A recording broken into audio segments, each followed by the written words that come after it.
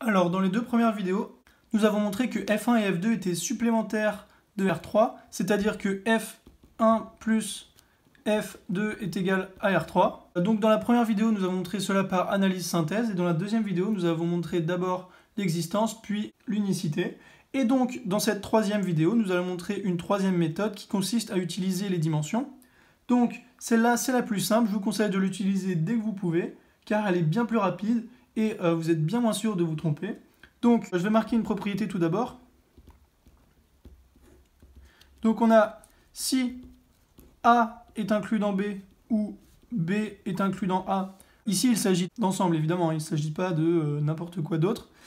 Si A est inclus dans B ou B est inclus dans A et que leurs dimensions sont égales, donc dim A égale dim B, alors A égale B.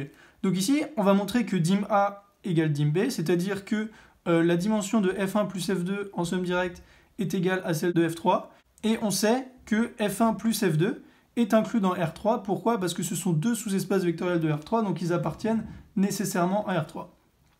Donc, on a f1 qui est constitué de deux vecteurs, et on remarque que cette famille est libre car on ne peut pas multiplier l'un par l'autre, et elle est génératrice car elle est engendrée par un vecteur.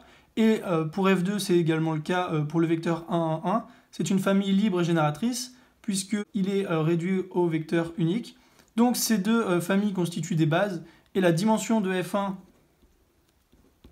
c'est égal à 2, comme vous le voyez directement puisqu'il y a deux vecteurs, et celle de f2, c'est 1, et dim f1 est égal à 1. Or, dim R3, c'est égal à 3. Donc, on a dim f1 plus dim f2 qui est égal à dim R3.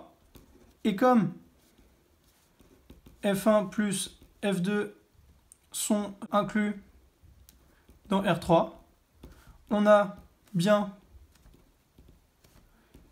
f1 plus f2 qui sont égales à R3. Donc il ne reste plus qu'à montrer que la somme est directe. Et pour cela, je vous renvoie à la vidéo précédente. Donc il ne reste plus qu'à montrer que la somme est directe. Or, je l'ai prouvé dans la vidéo numéro 2, qui est la deuxième méthode avec l'existence et l'unicité, qui montre que la somme est bien directe. Donc ici, on sait que la somme est bien directe, donc on a f1 plus f2 qui est bien égal à R3 ici. Je vais rajouter deux petits nota bene néanmoins. Donc, nota bene, la dimension d'une somme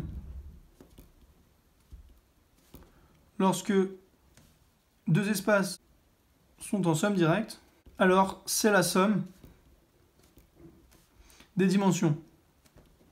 Par exemple, si f1 inter f2 est réduit au vecteur nul, ici comme c'est le cas, alors dim f1 plus dim f2 c'est égal à dim f1 plus f2.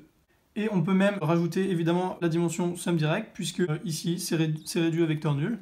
Et un deuxième nota bene ici, donc nota bene, c'est la formule de Grassmann, donc formule de Grassmann. Celle-là on l'utilise plus rarement, donc dim f1 plus dim f2 moins dim f1 inter f2, c'est égal à dim f1 plus f2, et on retrouve la formule d'avant, puisque si f1 inter f2 est réduit au vecteur nul, la dimension est égale à 0, donc on a dim f1 plus f2 est égal à dim f1 plus dim f2.